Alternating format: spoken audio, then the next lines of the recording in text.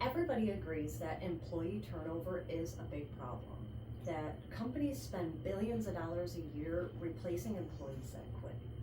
But what they don't agree on is why. What is the main reason for employee turnover? Researchers and other professionals do suggest that they disagree on what the main reason for employee turnover is.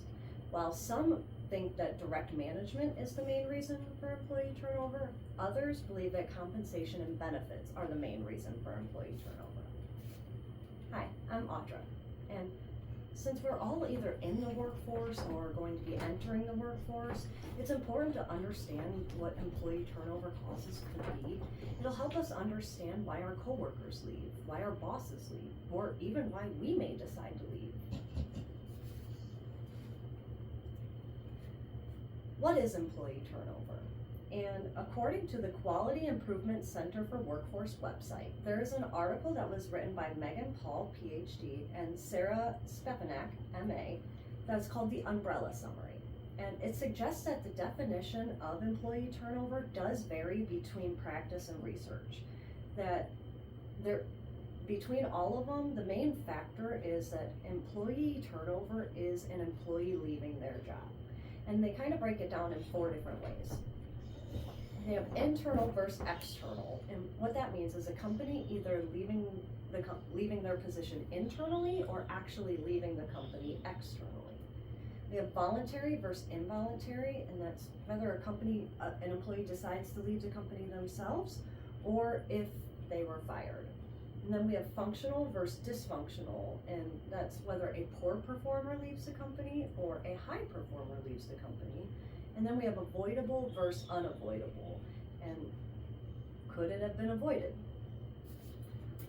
A lot of the research for why employees leave their positions is based on these 4 factors. So let's dig into a little more. Let's talk about the first position that says that the main reason that employees leave their companies is because of their direct management. In the book, First Break All the Rules, that was written by Marcus Buckingham and Kurt Kaufman, they say that talented employees need great managers.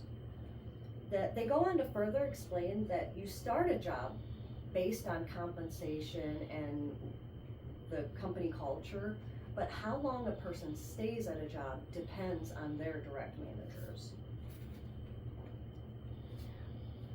The book discusses what's called the Gallup Q12, and what it is it's an employment survey tool used to measure employees' engagement.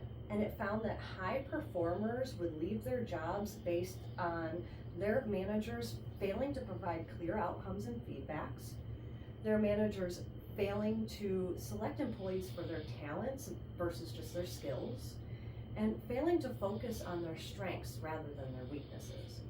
The Gallup Q12 study showed that managers that were less engaged with their employees had higher turnover rates. According to an article, Good Employees Leave Bad Managers, 4 Biggest Problems, by Michelle McGovern, she found that 61% of managers think that they support employees' working arrangements, while only 43% of employees felt that they do. 53% of managers also feel that they assess performance based on the outcomes and not just the hours, while only 36% of employees see it that way. And then she also suggests that 47% of managers claim that they check on employees' well-beings, while only 33% of employees feel that they actually do. And then 50% of managers feel that they provide regular guidance and check-ins, while only 34% of employees feel that they actually get that. Michelle McGovern goes on to explain that if employees feel that no matter how much work they put in or no matter how much they do, that nothing's going to change, they will leave their position based on direct management. Now, let's talk about the second position that suggests that the main reason employees leave is based on compensation and benefits. There's an article that's written by Stephen Miller, and it's called Salary Gripes Are the Top Reasons for Employees Quit. And it found that research that was done by the staffing firm of Robert Half suggests that pay and perks are what keeps employees from jumping ship. In the book Fair Pay by David Buckmaster, he discusses that wage misrepresentation, rival job offers, poor rewards and bonuses are the main reasons why people leave their companies.